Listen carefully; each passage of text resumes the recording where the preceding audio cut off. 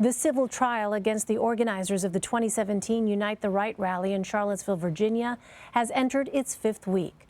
Jurors are debating whether 24 white nationalist, neo-Nazi, and white supremacist organizations are financially responsible for violence sparked by the rally. One counter-protester died, and several others were injured. Plaintiffs also accuse organizers of deceiving city officials about the potential size of the rally. For more, let's bring in CBS News Homeland Security and Justice reporter Nicole Sganga. Nicole, thanks very much for being with us. So the plaintiffs are suing these groups for conspiring to commit racially motivated violence. What do they need to prove? Yeah, Elaine, good to be with you. And there are 5 boxes that the jury needs to tick in order to get there, that these 24 defendants conspired to commit racially motivated violence. They are outlined in this 47-page instructions to the jury issued by federal judge Norman K. Moon last week. I'm going to run through them quickly.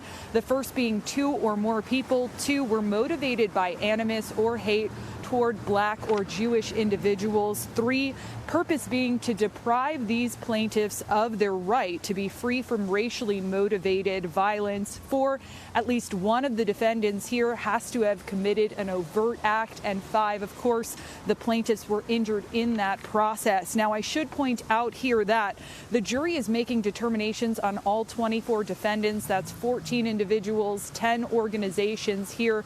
So this is not a one-size-fits-all verdict for these defendants. They could come back and practice something called severed liability, where they find that some of these defendants did conspire to commit racially motivated violence, but others did not. Some take the blame for what happened on that deadly attack, that rally in August of 2017 in Charlottesville, and others do not. That's one of the many possibilities, Elaine. Well, Nicole, can you give us more context on who is represented in this trial and also what each side alleges? Yeah, so for the plaintiff side, Elaine, there are 9 plaintiffs here. They are current and former Charlottesville residents. Some of them are students, and they're arguing that they suffered life-altering injuries, both emotional and physical, as a result of that deadly weekend back in 2017.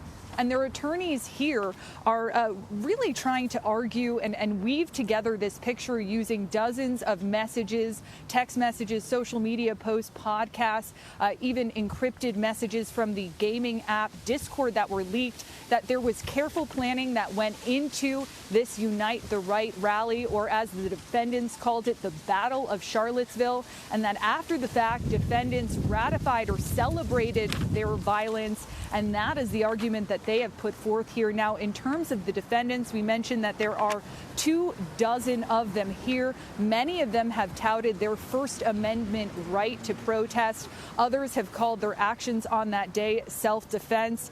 Even more, we've heard from certain defendants who say some of their racist remarks were jokes.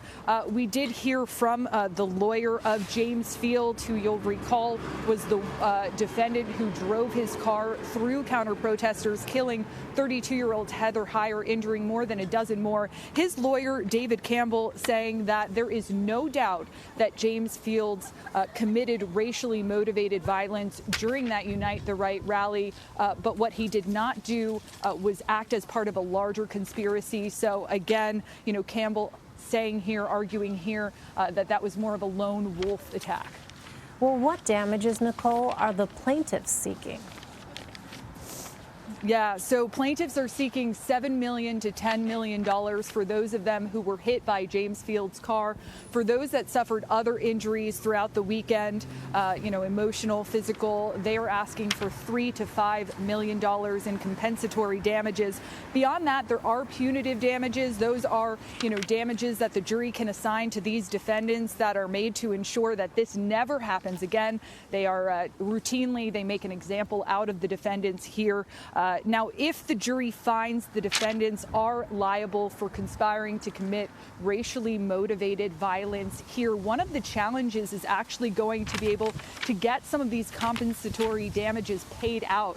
That's because, as we've heard publicly, the defendants have been saying it throughout the course of the trial, many of them are broke. But we should point out that a federal judgment is good for 20 years. So if these defendants go on to have assets, real estates, make wages, if they are on the books, the plaintiffs can then follow up with that judgment to try to collect on that. But certainly that is going to be a large challenge for the plaintiffs here in dealing with some of these defendants, a couple of which we should point out haven't even showed up to proceedings, Elaine. All right, Nicole Sganga reporting from Charlottesville, Virginia for us. Nicole, thank you very much. Thank you.